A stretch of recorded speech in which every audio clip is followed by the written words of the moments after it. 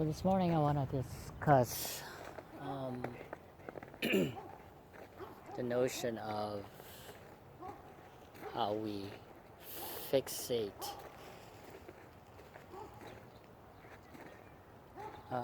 being enlightened or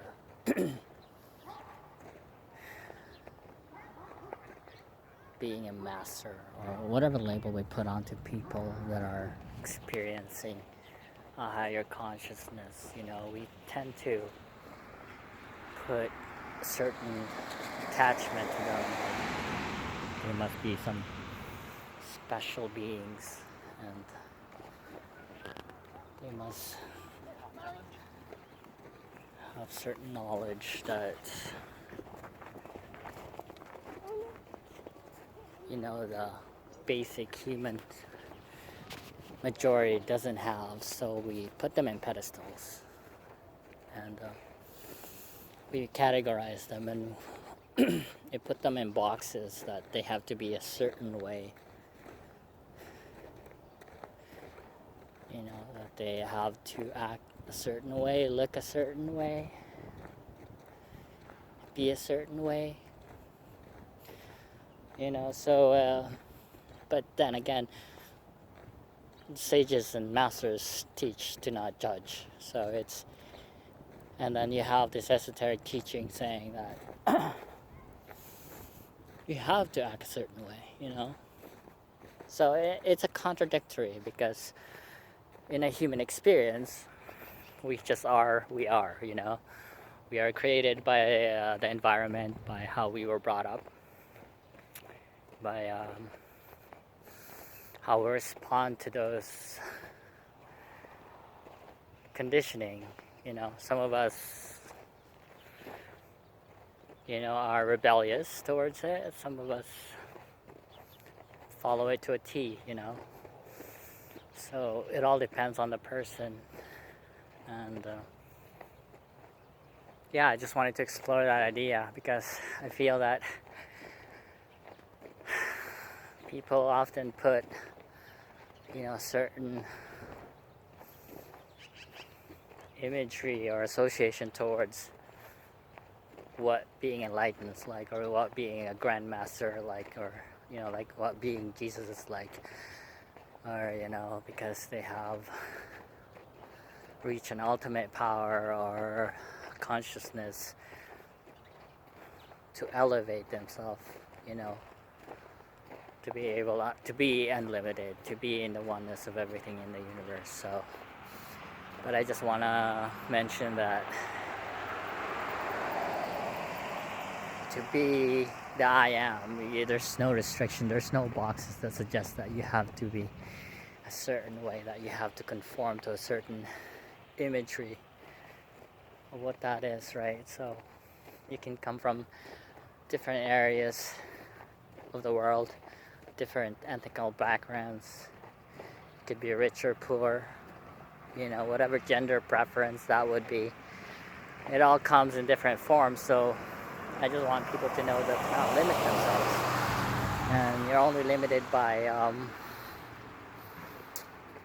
your receptivity to your own personal growth and knowledge, And for me, I just been drawn to it because, for one, it's my nature as a curious cat to explore, to see past the limitations of what lies outside that box of limitations that we put in ourselves through our conditioning and programming. So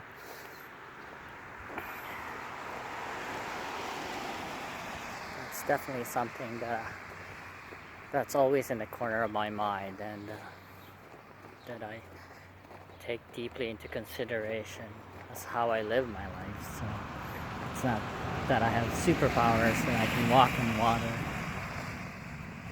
things like that, unless it's iced, then for sure. But anybody can do that.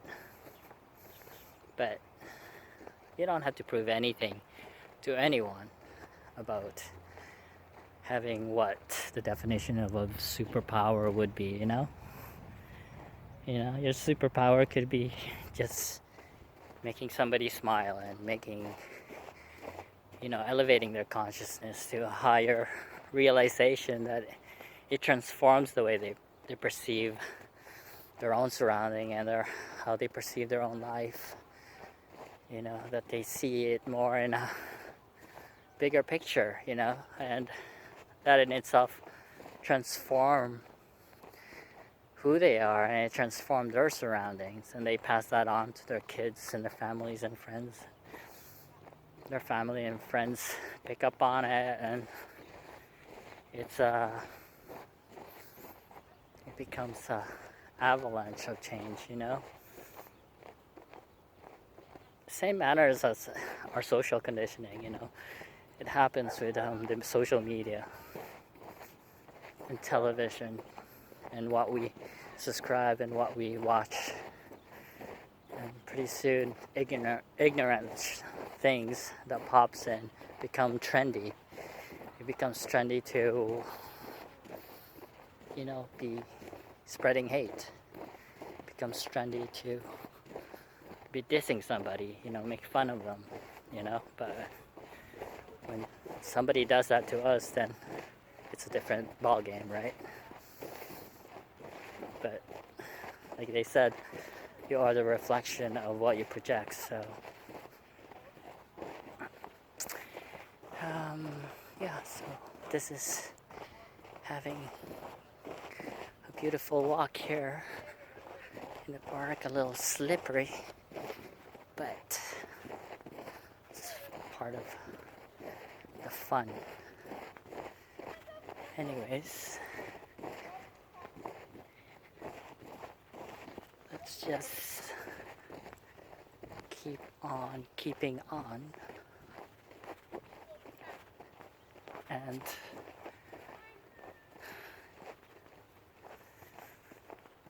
self-reflect on everything that we do. And it doesn't take much to be self-aware of our surroundings. Let's look.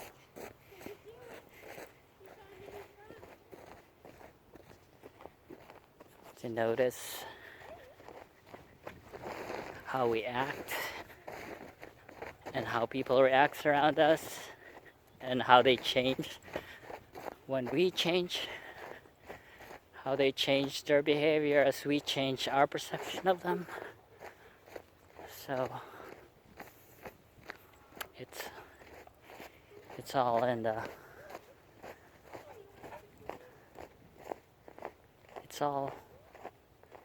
in how we choose to shape our reality, right? If we're going to be ignorant, people are going to be ignorant around us. If we're going to be fun and accepting and just allowing things to, move around us, then we allow their self-expression to liberate that and to say, okay, but I'm gonna be this way and you're gonna be that way, and that's cool, and accept that part of us, and perhaps it would pick up on our energy, and if it's not in resonance with our highest good, then normally it would just fall aside and it wouldn't resonate. And that's how frequency and vibration is. It's like attract like. So you normally wouldn't attract those vibrational frequency around you unless you're acting that way. So that's what I've learned, is that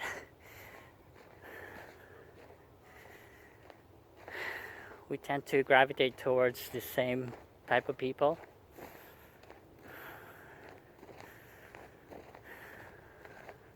We attract those relationships because those are the things that we need to learn about ourselves, that we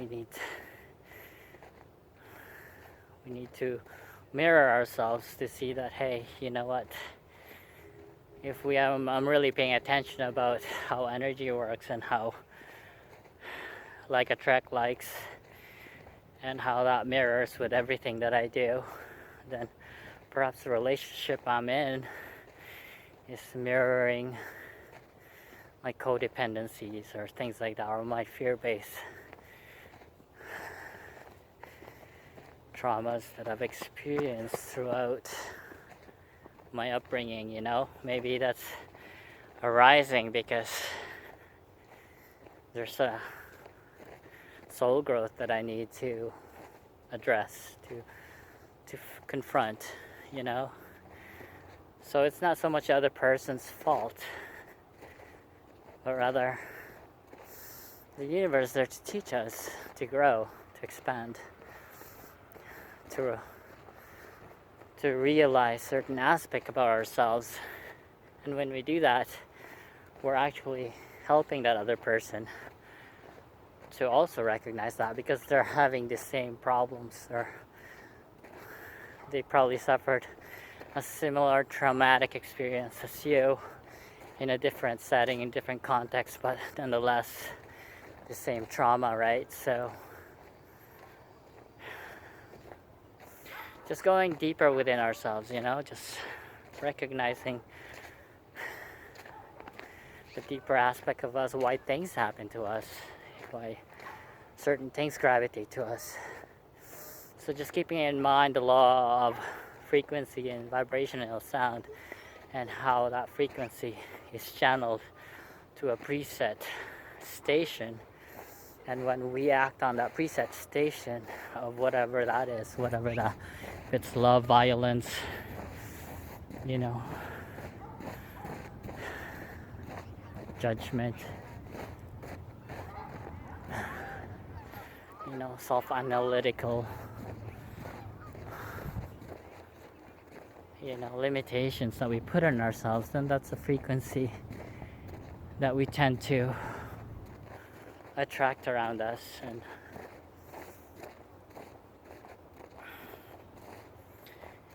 And yeah, so I just want to share that a little insight from my own personal journey, because it was a long time for me, and it was frustrating for me. It's like, it was like it seemed impossible to understand this concept for the longest time. But eventually we burned through those emotions and those codependencies, and we start reflecting on ourselves that, you know what, this is like going nowhere, even though those emotional tugs are so powerful and strong, and it can break us down in the moments. But the beauty of it is every day the sun shines, and every day we have a new start, a new way to refresh our emotional body states and our mind states and how we perceive things. And you know, if we are receptive and we continue to ask for assistance within our higher self, you know, within the cosmic energy, to try to find clarity and to find some kind of resolution, then it's never the object of our desires, but rather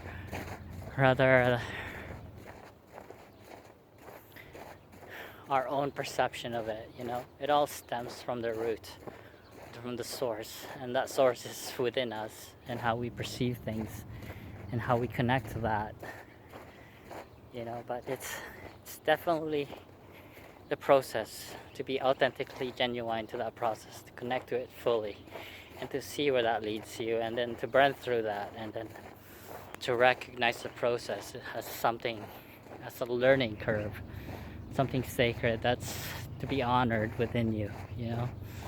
So that's just the wisdom I want to impart for today, and I'm just gonna enjoy the rest of my walk here and try not to fall on my ass. All right, have a good day, everybody. I love you, and hopefully all this wisdom can somehow, you know, bring peace and enlightenment into your lives. Take care for now. Bye.